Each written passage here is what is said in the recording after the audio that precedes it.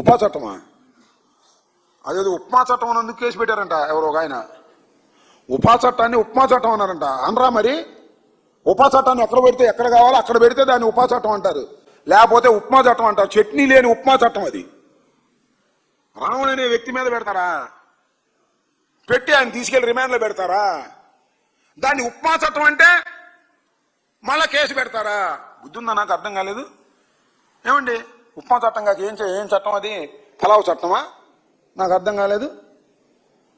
ఏంటిది? చంద్రబాబు నాయుడు గారు పెట్టమంటేనే పెట్టుంటారు, లేకపోతే లోకేష్ పెట్టమంటే పెట్టుంటారు. అంత ఉపా చట్టాన్ని ప్రయోగించవలసిన అవసరం ఉందా? మొట్టమొదటి ప్రయోగిస్తే అది ఓకే. రావణ్ ఏ రోజునైతే మాట్లాడారని వీళ్ళు పెట్టారో ఆ రోజున పెడితే దీనిలో ఏదో ఉందనుకోవచ్చు.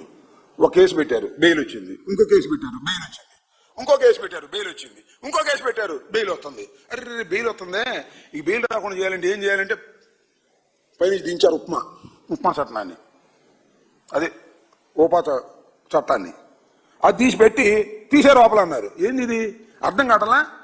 కామన్ సెన్స్ చోటకి అర్థం కావట్లా? అన్ని చోట్ల బెయిల్ వస్తుంది కాబట్టి ఇది పెడదామని పెట్టారు. ఫ్యాక్ట్స్ లేకోకుండా పెట్టినటువంటి చట్టం కాబట్టి అది ఉపా చట్టం అయినా ఉప్మా చట్టం అవబోతుంది. రాబోయే కాలంలో చూసుకోమని కూడా చెబుతున్నారు. మా కొడాలని ఉప్మా చట్టం అన్నా అంటే దాన్ని కేసు పెట్టారు.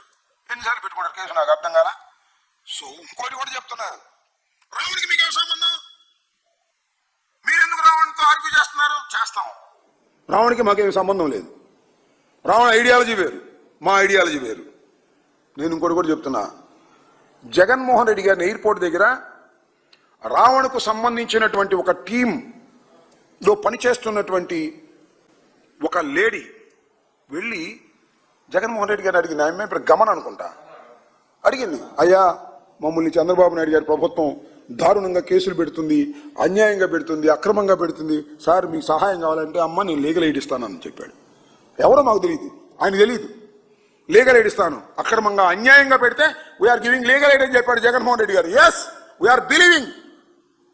ఈ రావణ్ మీద అన్యాయంగా అక్రమంగా ఉపా చట్టాన్ని పెట్టారు, అదే ఉప్మా చట్టాన్ని పెట్టారు. దాన్ని మేము వ్యతిరేకిస్తున్నాం, వారికి లీగల్ ఎయిడ్ ఇస్తాం, వారిని రక్షిస్తాం. అంత మాత్రాన మా ఐడియాలజీ వేరు, ఆయన ఐడియాలజీ వేరు. ఆయన వృత్తి వేరు, మా వృత్తి వేరు.